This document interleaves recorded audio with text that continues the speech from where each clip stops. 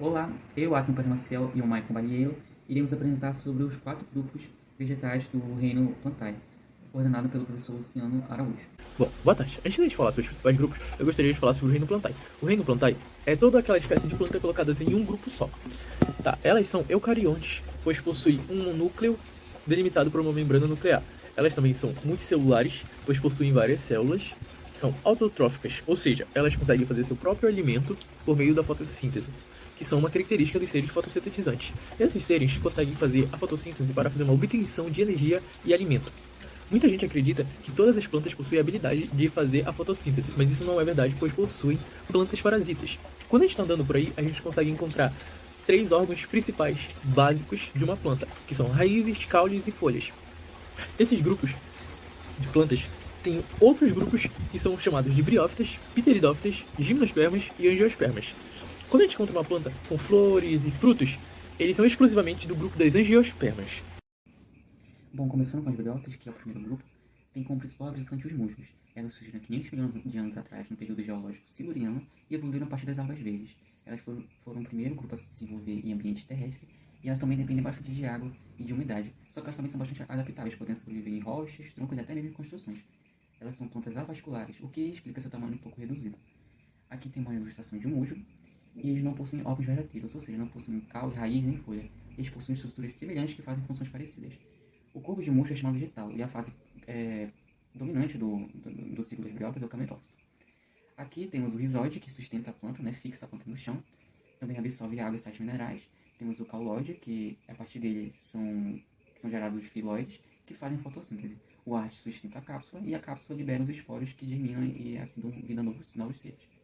A reprodução dos briófitas pode ser dividida em sexuada e assexuada. A assexuada acontece por meio da fragmentação, que é basicamente quando a planta se divide em dois. Essas duas partes se regeneram, assim que surge um novo ser. Já a gemulação acontece quando a planta gera uma gema, e essa gema se separa do corpo dela e assim gera um novo ser também. Já a forma sexuada é um pouco mais complexa. A planta tem um gametófito masculino e feminino. O masculino existe o anterídeo e os anterídeos desenvolvem os anterozóides. Já no gametófito feminino existe o arquegone, que é onde é produzida a oosfera. O anterídeo libera os anterozóides no ambiente aquático, e a partir desse ambiente aquático os anterozóides se locomovem através de flagelos, como se fossem caudas, em direção à oosfera. Na oosfera acontece a fecundação, e assim que fecunda acontece a divisão mitótica. Todo esse esquema acontece na cápsula. Na cápsula, no interior dela, acontece o processo de meiose, que forma os esporos. Os esporos já desenvolvidos, eles são eliminados da cápsula, e assim, quando não encontram um ambiente agradável e suscetível para eles germinam, dando início a um novo ciclo. As briófitas são divididas em 3 filos. Embriófita, que são como representantes os musgos, como eu já falei. Os hepatófita, que tem como as hepátias como representantes. E os anthocerófitas, que tem como representantes os antóceros. Bom, eu começaria a falar agora sobre as pteridófitas.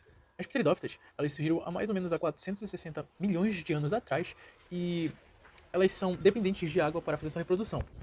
Elas têm caules, folhas e raízes verdadeiras e eu vou começar a explicar um pouquinho mais sobre elas no próximo slide, que eu falarei sobre as características gerais da pteridófita.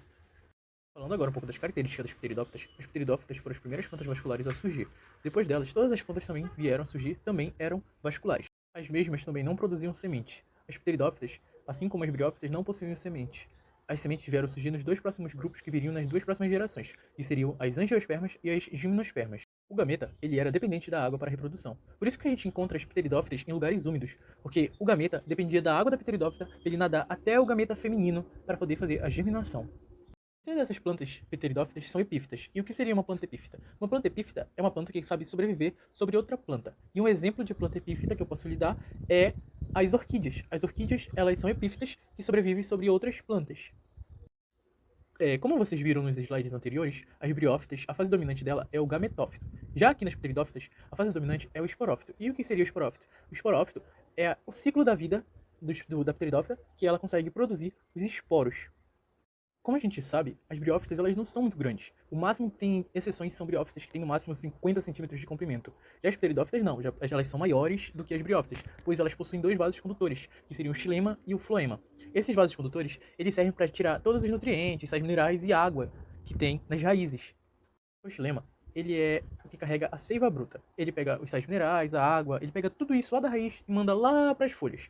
Já o floema, ele, depois que acontece a fotossíntese, ele carrega a seiva elaborada, que é o que carrega o açúcar, sais minerais, nutritivos e pega da folha e vai mandando pro resto da planta todinha. Falando agora um pouco sobre a morfologia, usando o exemplo de uma samambaia, a gente pode perceber que existem as raízes, os caules, as folhas, os soros e os báculos. A raiz, ela tem a função de se fixar ao solo e absorver os nutrientes e as águas. Já o caule, na samambaia, ele fica sobre o solo, como uma suspensão. As folhas, elas servem para fazer as fotossíntese. Já os báculos são as folhas jovens. É aquela folhinha toda enroladinha que a gente vê, que ao decorrer do tempo ela vai se desenrolando, até ela se tornar uma folha adulta. Já o soro, depois que as células sofrem meiose e se tornam os esporos, os soros eles liberam esses esporos que caem da planta para fazer uma germinação de uma nova planta. Falando agora sobre reprodução sexuada, tudo começa no próton, no gametófito. Lá existe uma porção feminina chamada arquegônio, que é onde produz os gametas femininos que se chamam esferas. Voltando para o prótalo, embaixo da folha existem os anterídeos, que são aonde fazem os gametas masculinos, chamados de anterozoides. Esses anterozoides, eles nadam até o gameta feminino. Aí, depois que eles encontrarem os gametas femininos, vai acontecer a fecundação, que vai se transformar no zigoto, que vai se multiplicar, que vai se transformar no embrião, que vai virar um esporófito jovem. Esse esporófito jovem, ele cresce em cima de um gametófito, e ele vai fazendo suas mitoses até ele se transformar em um esporófito adulto, no caso quando ele vira uma samambaia grande. Já depois disso, vai acontecendo de novo aquela relação de meiose, os soros, a germinação, e assim vai seguindo esse ciclo da reprodução das pteridófitas. Agora sobre os filos, existem as psilotófitas, que tem mais ou menos 15 espécies, e nessas psilotófitas, elas ainda não possuem raízes e folhas. Elas são as espécies mais primitivas das pteridófitas. A gente também tem a licófita. A licófita é aqueles licopódios que possuem folhas minúsculas, e existem atualmente mais de 1.300 espécies.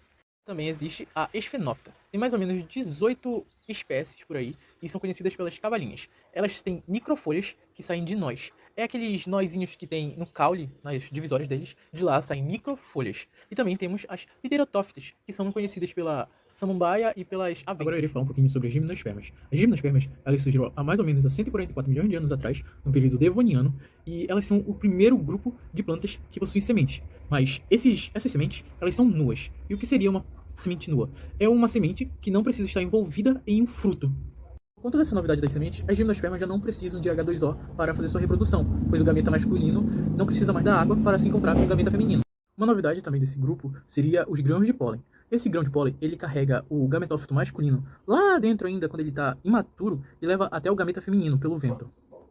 Um exemplo de gimnospermas de teoria seria as araucárias. Não sei se eu pronunciei certo, mas elas gostam de estar em habitats frios. Por isso que elas vivem na região sul do nosso país, que elas também são conhecidas como os pinheiros do Paraná.